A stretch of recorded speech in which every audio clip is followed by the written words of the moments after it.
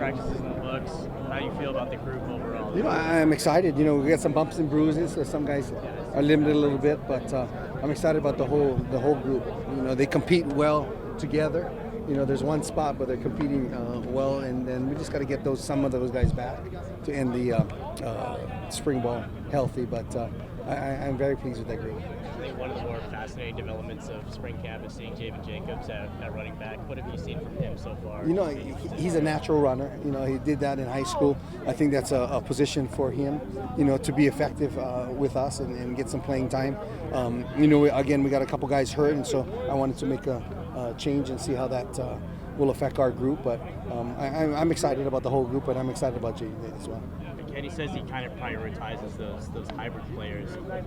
You've obviously had a bunch of versatile receiving backs in your room over the years.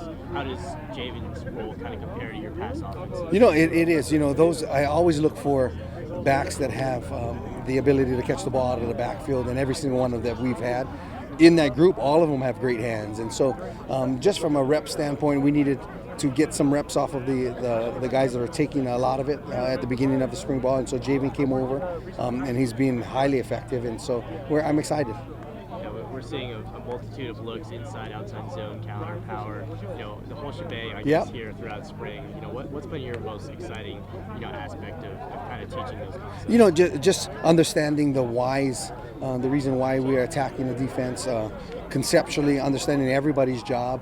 And that's my job from a teaching standpoint, to make sure that I teach them that, so they're just not running the football. There's a why to everything, their reads, their eyes, but conceptually knowing everything that's going on. And so that's my job from a teaching standpoint, that hopefully they take it from the classroom and bring it in and apply it here on the field. And so it's my job to make sure I teach them that. One of your popular teaching standpoints in the past was teaching them how to be professional and what that looks like. Has that changed to this year? It hasn't changed. There's the guys that have to be first in the meeting, first up front, making sure that they have their notebooks. They're always taking notes. They go over their notes at the end of the night, making sure that they prepare for the day before. And so professionalism is huge if you want to play at the next level. And so I harp on that every day, and they've been really good about it. What's been the biggest area of growth so far through spring ball, just for the guys in the running back room, from what you've seen? I just understanding the protection and the schematics of it.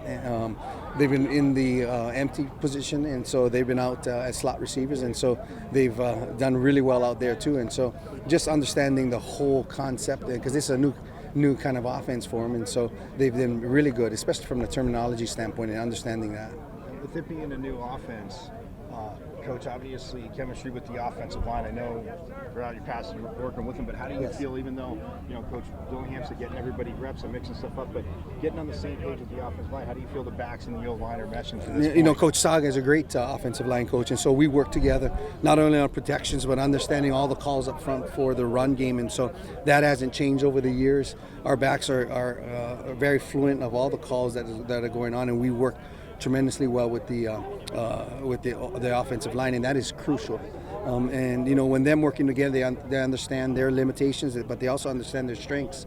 And so we're going to feed off those strengths, and Coach Saga has been incredible. And I know Coach Dillingham obviously is talking about 2nd and 10 is always better than 2nd and 18. I know all you coaches feel that way, but just talking to DeCarlos about those quick hits out of the outfield, how do you feel that as receivers your running backs are developing? Yeah, and I thought they've done a great job catching the ball out of the backfield. When I recruit those guys, it is important for them to be natural pass catchers because it just makes them a huge threat out in the and there's mismatches as well. And so all of that group can catch the football. Javen Jacobs has come into that group a little bit too, and he's a natural pass catcher, and so that's a huge threat.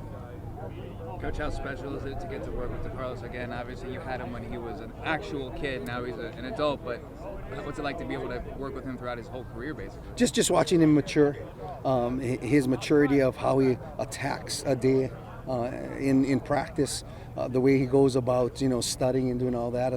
But you can see it on the field. He's been highly productive, and he's just a tough-minded, mature guy that I enjoy working with every day. And I've had him since he's been 13 years old. Now he's 20, 22, 23, an old man now. But those 10 years, it always brings me joy and gratitude to see those guys being successful. Thank you. And then I know you mentioned Javen. I mean, him having the flexibility to come back and not just, take up space, but play running back as well. I mean, that obviously messes with defensive substitutions because you could put him in the slot, in the backfield. What with having a weapon like that, what does it do for the offense in general? It just makes us. It's hard for defenses to kind of focus on one thing. Right now, you have a running back that is a receiver out in a empty set that you have to take linebackers. And that's a huge mismatch, the linebackers to cover him. And so he's just learning.